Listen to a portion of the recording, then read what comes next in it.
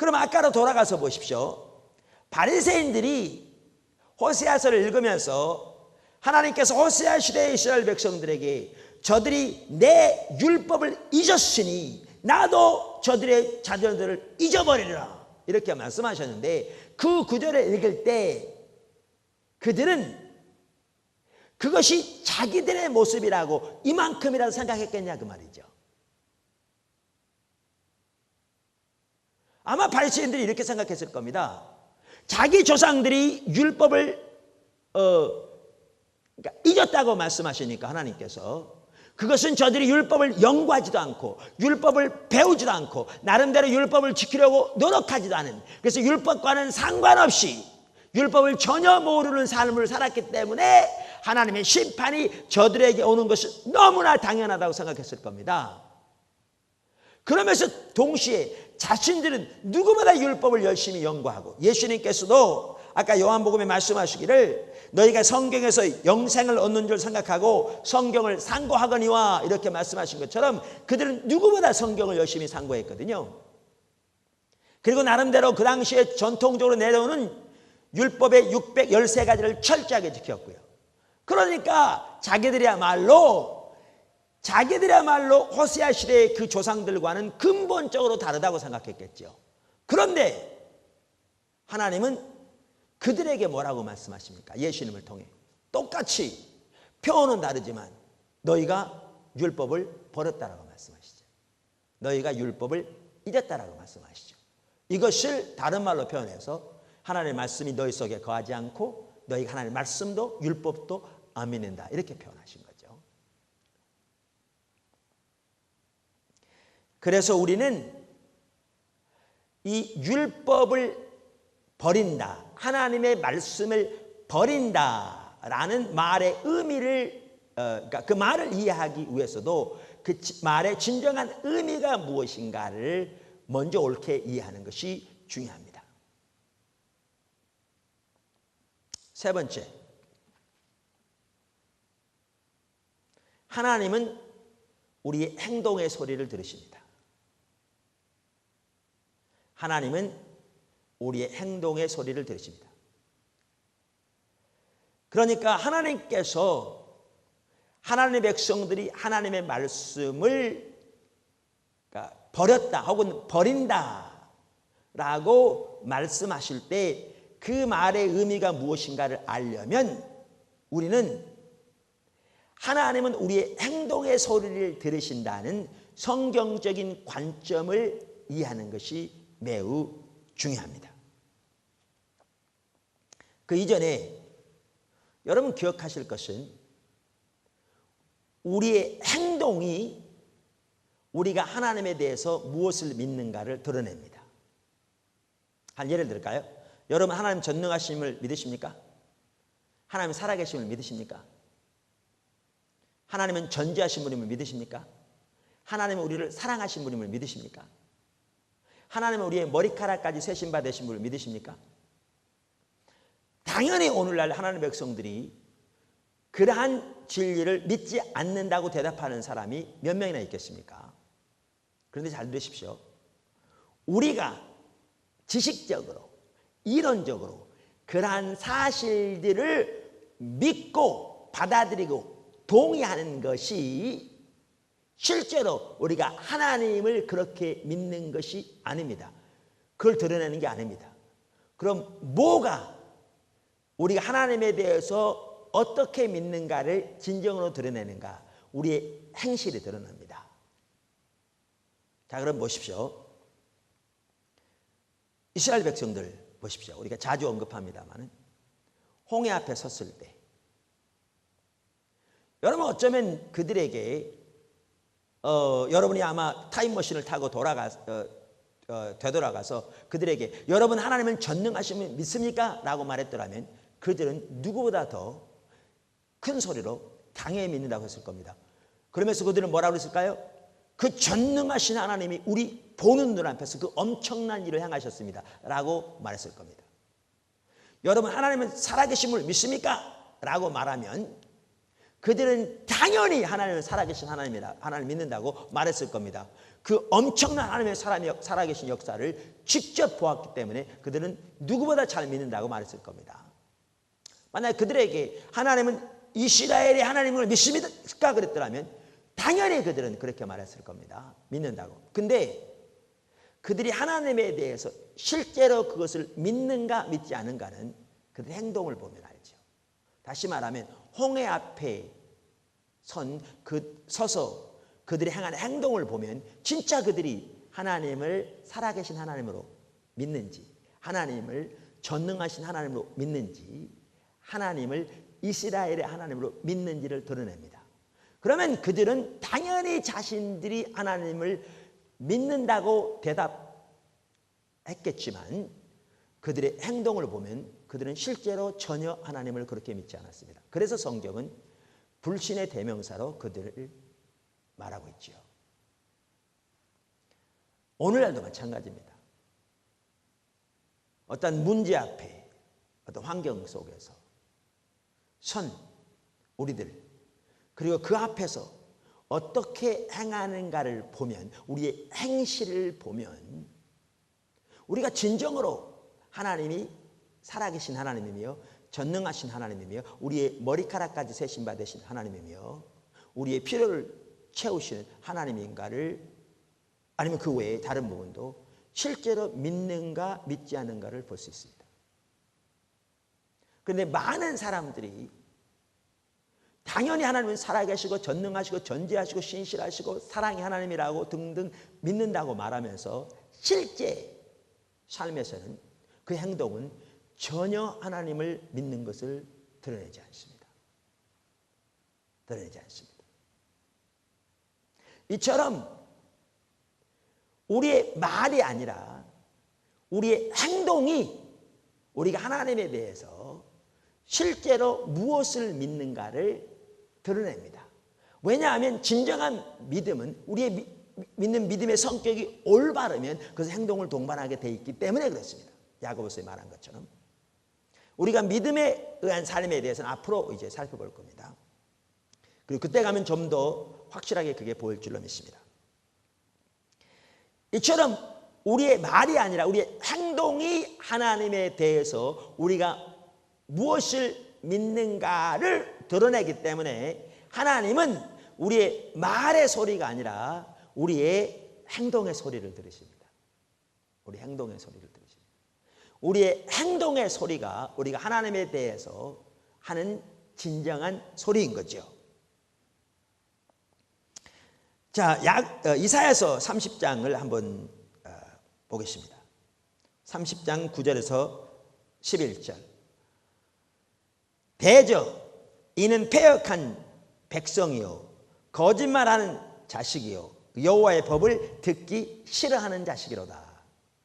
그러니까 호세아와 이사야 시대와 똑같다고 그랬는데 호세아 시대에는 이 백성이 여호와 율법을 잊었다 이렇게 말씀하셨는데 이사야 시대는 같은 말 하시죠. 표현은 약간 다르지만 똑같은 내용 아닙니까? 패역한 백성이요 거짓말하는 자식이요 여호와의 법을 듣기 싫어하는 자식이라. 그들이 선견자에게 이르기를 선견하지 말라. 이 선견자나 선지자나 같은 말입니다. 선견하지 말라. 오늘날 말하면 목회자에게 이르기를 설교하지 말라. 하나님의 말씀을 전하지 말라. 이렇게 말했다는 거죠. 선지자에게 이르기를 우리에게 정직한 것을 보이지 말라. 부드러운 말을 하라. 거짓된 것을 보이라. 그러니까 그 당시 이스라엘 백성들이 하나님의 법을 듣기 싫어하는 자식으로서 거짓말하는 자식으로서 선지자들에게 정직한 하나님의 말씀을 전하지 말라고 말했다는 겁니다. 부드러운 말을 하라고 거짓된 것을 말하라고 요구했다는 것입니다. 31절 너희는 정로를 버리며 협경에서 돌이키라. 이 말은 선지자들에게 말하기를 하나님의 길에서 벗어나 하나님의 올바른 길에서 우리를 떠나게 만들라 그 말이죠. 그래서 이스라엘의 거룩하신 자로 우리 앞에서 떠나시게 하라 하는도다. 그래서 우리로 하여금 하나님의 길을 떠나 그 결과로 하나님이 우리를 버리시게 떠나시게 만들라 라고 선지자들에게 요구했다는 겁니다. 근데 우리가 이 말씀을 이해하기 전에 사실 과거도 이 부분은 보았습니다만은 부분적으로는 이사야서 1장을 다시 한번 보십시오. 이사야서 1장. 여기 보시면 그들이 얼마나 많은 희생과 제사를 하나님께 드렸는가를 다시 한번 보십시오. 10절부터 제가 읽겠습니다. 너희 소돔의 관원들아 여호와의 말씀을 들을지어다. 너희 고모라의 백성아 우리 하나님의 법에 귀를 기울일지어다. 여호와께서 말씀하시되 너희의 무수한 재물이 내게 무엇이 유익하뇨? 나는 수양의 번제와 살찐 짐승의 기름에 배불렀고 나는 숫송아지나 어린 양이나 수염소의 피를 기뻐하지 아니하노라.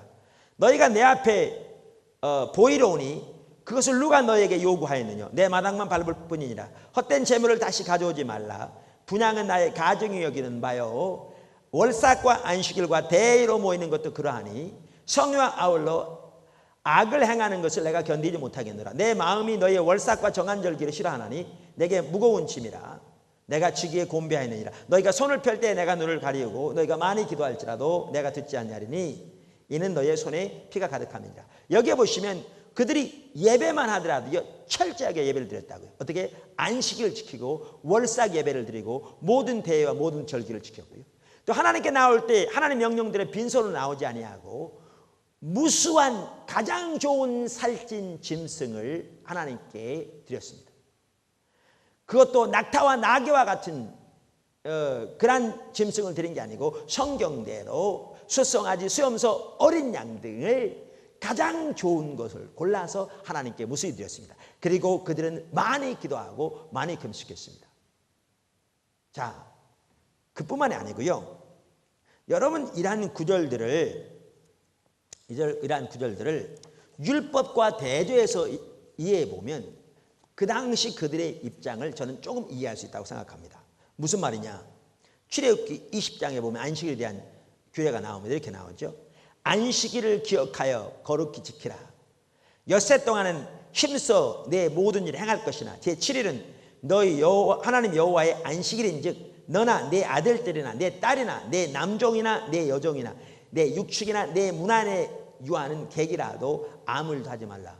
여러분 그 당시 이스라엘 백성들은 이 말씀대로 안식일을 철저히 지켰어요. 그뿐만 아니라 민수기 10장 10절에 보면 월삭에 대한 규례가 나옵니다. 월삭은 매월 첫날을 가리킵니다.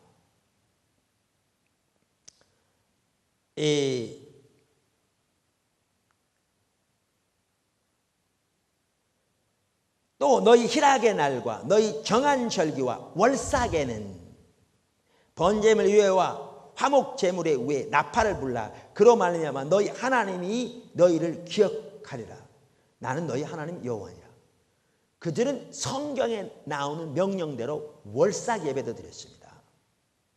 뿐만 아니라 레위기 23장에 보면 모든 절기에 대한 규례가 나옵니다. 6월절부터 시작해서 그들은 그 모든 절기와 그 모든 대회를 율법의 말씀대로 지켰습니다. 뿐만 아니고요. 레위기 22장 17절 이하에 보면 하나님께 제사를 드리되 어떠한 제물을 드려야 될 것인가가 나옵니다. 자, 읽어보겠습니다. 여호와께서 모세에게 일러 가라사대 아론과 그 아들들과 이스라엘 온 족속에게 고하여 이르라. 이스라엘 자손이나 그 중에 우고하는 자가 서원제나 낙헌제로 번제를 여호와께 예물로 드리려거든 연락되도록 소나 양이나 염소에 흠없는 수컷으로 드릴지니 무릇 흠 있는 것을 너희는 드리지 말 것인 그것이 연락되지 못할 것임이니라.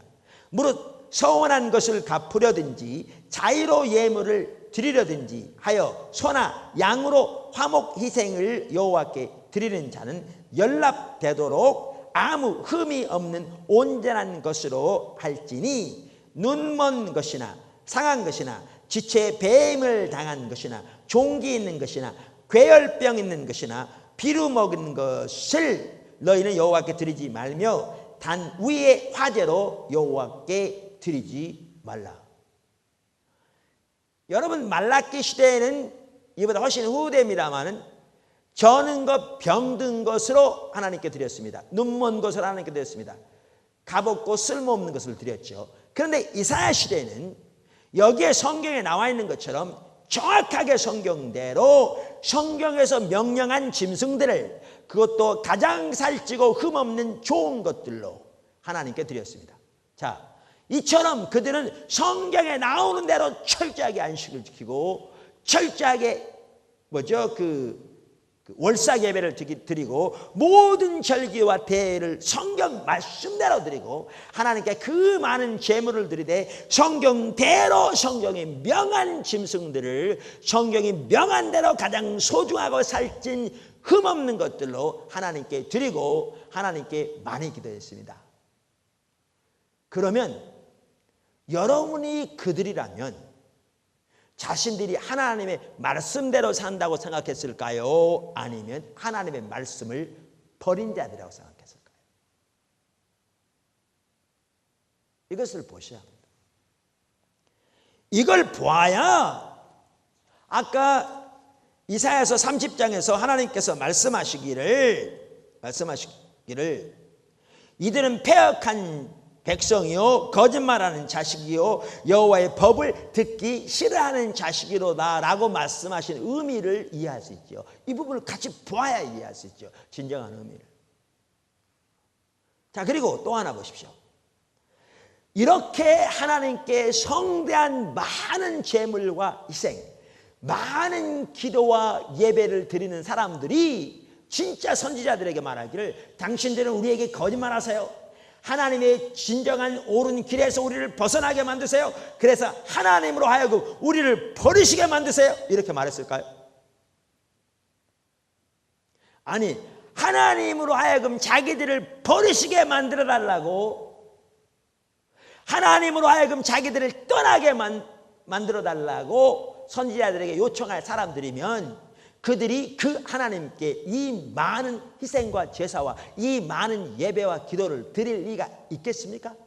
전혀 없죠. 정신 나간 사람 아니면 이렇게 할 리가 없습니다. 누가 그렇게 하겠습니까? 그럼 문제는 이거죠.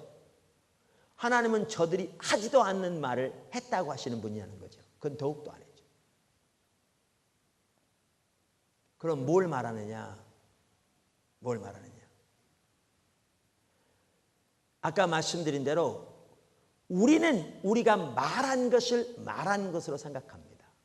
그러니까 이사야 시대만 하더라도 하나님께서 이사야를 통해서 이 패역한 백성이라고 거짓을 좋아하는 백성이라고 너희가 선지자에게 이르기를 이렇게 악한 말을 했다고 말할 때 저들은 비웃을 겁니다. 우리가 언제 선지자들에게 그렇게 말했냐? 아니, 우리가 선지자들에게 우리에게 하나님의 길을 벗어나게 만들어서 하나님으로 하여금 우리를 버리라고 요청할 정도면 우리가 하나님께 이 많은 제물을 드리겠느냐고 그들은 말했을 겁니다.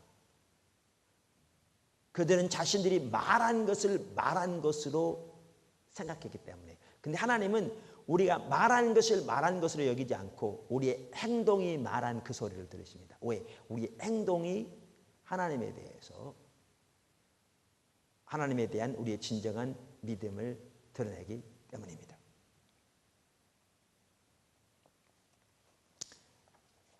오늘날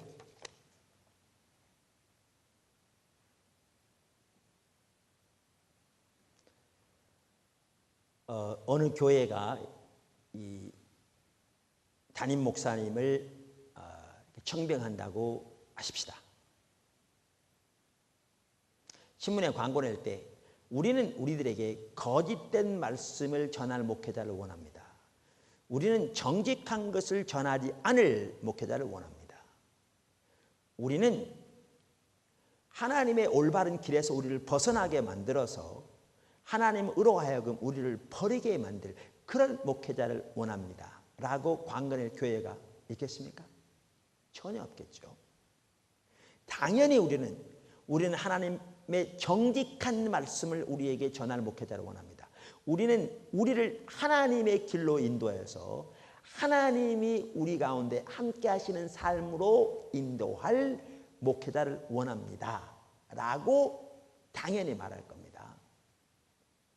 그런데 이제 목회자가 와서 예수님이 전하신 것처럼 하나님 중심적인 삶, 하나님이 우리의 삶의 모든 영역의 왕으로 통치하시는 삶, 우리가 하나님을 사랑하되 우리의 존재를 다하여 인격체신 하나님을 사랑하는 것이 성경이 말하는 하나님을 사랑한다는 의미다.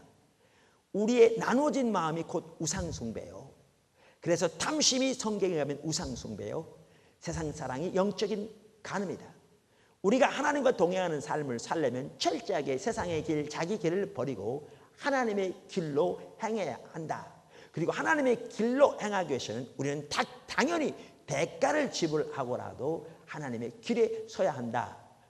그래서 우리 삶에서 하나님의 길에 합당치 않은 모든 것들을 그것이 어떠한 대가가 요구되든지 버려야 한다라고 전할 때, 그것도 아침 저녁으로 전할 때 그것을 듣기 싫어하고 부담스러워하고 자기들이 원하는 축복의 메시지, 자기들이 잘한다고 말하면서 성경에 나오는 온갖 좋은 메시지만을 자기들의 삶 속에 이루어지게 해달라고 외치는 그러한 메시지를 듣기 원한다면 아무리 말로는 정직한 말씀을 전해달라고 그러한 목회자를 원한다고 말할지 몰라도 실제 삶으로는 하나님 앞에 이스라엘 시대 이스라엘 백성들이 말한 것과 똑같이 말하고 있는 겁니다.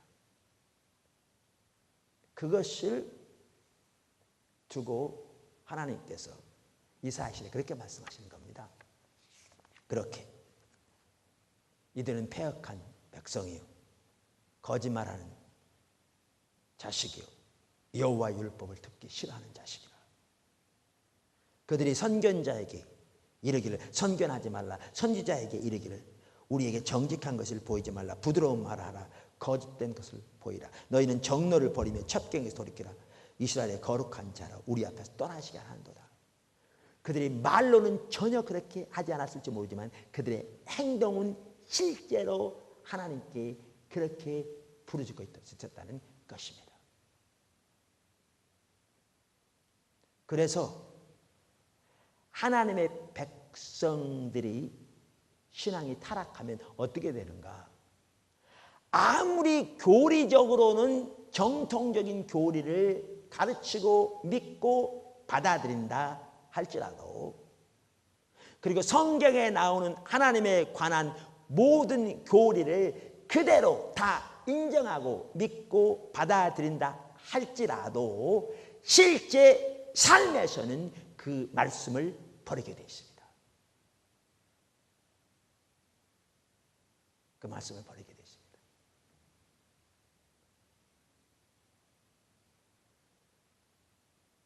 그리고 실제 삶에서 그 말씀을 버리면 실제 삶이 행동이 그 말씀을 버리면 아무리 우리가 말씀을 외치며 말씀을 강조하고 아무리 우리가 성경에 나오는 말씀을 다 하나님의 말씀으로 믿고 받아들인다고 말할지 몰라도 하나님의 관점에서는 실제로는 율법을 잊은 것이요 실제로는 하나님의 법을 버린 것이며 실제로는 하나님의 말씀이 그 속에 거하지 않은 것이요 실제로는 하나님의 말씀을 안 믿는 것입니다. 하나님의 말씀을 버린 것입니다. 다시 말해서 그렇게 되어지면 그것은 전혀 말씀에 의한 삶이 아닌 것입니다. 아무리 말씀을 많이 강조하고 아무리 말씀을 많이 외치고 아무리 말씀을 많이 연구하고 아무리 성경의 모든 말씀을 그대로 교리적으로 다 믿어도 그것은 전혀 말씀에 의한 삶이 아닙니다. 실제로는 말씀을 멸시하고 무시하고 버린 삶입니다. 이것이 성경이 말하는 바입니다. 그래서 성경이 말하는 말씀에 의한 삶을 살려면 하나님의 말씀인 성경이 우리의 신앙, 우리의 교리를 위한 하나님의 기준뿐 아니라 우리의 삶과 우리의 사역을 위한 하나님의 기준이 되어야 합니다. 그렇다면 여러분은 한번 생각해 보십시오. 지금 여러분이 하나님의 말씀을 실제로 존중하는 자리에 있는가? 아니면 말씀을 멸시하는 자리에 있는가? 여러분이 진정으로 하나님의 말씀에 의한 삶을 사는 자리에 있는가? 아니면 호세아나 이사야 혹은 예레미야나 예수님 시대 유대인들처럼 하나님의 말씀을 버린 자리에 있는가? 한번 살펴보십시오. 여러분의 생각으로가 아니라 여러분의 말로서가 아니라 여러분의 행동이 하는 소리를 통해서 우리가 그걸 알 수 있는데 한번 살펴보십시오. 제가 묻겠습니다. 여러분은 여러분의 삶이 하나님의 기준에 합한 삶이 되기 위해 고민하십니까? 이론적으로 정답을 말하는 게 아니라 삶의 행동이 하는 그 소리를 말합니다. 그 다음 여러분은 여러분의 사업에서 수익을 더 많이 올리는 것과 여러분의 사업이 하나님의 기준에 서는 것 중 어느 것이 더 실제로 중요합니까? 정답은 다합니다. 여러분의 삶.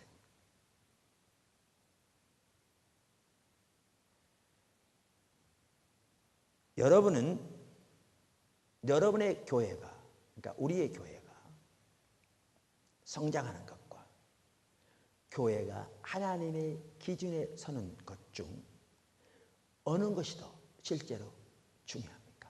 예를 들면 오늘날 우리 목회자들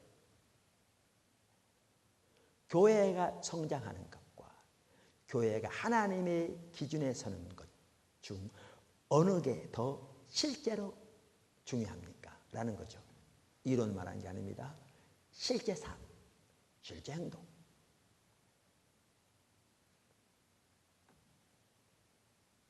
그럼 이러한 답변을 볼 때 실질적으로 여러분은 하나님 말씀을 존중한 자입니까?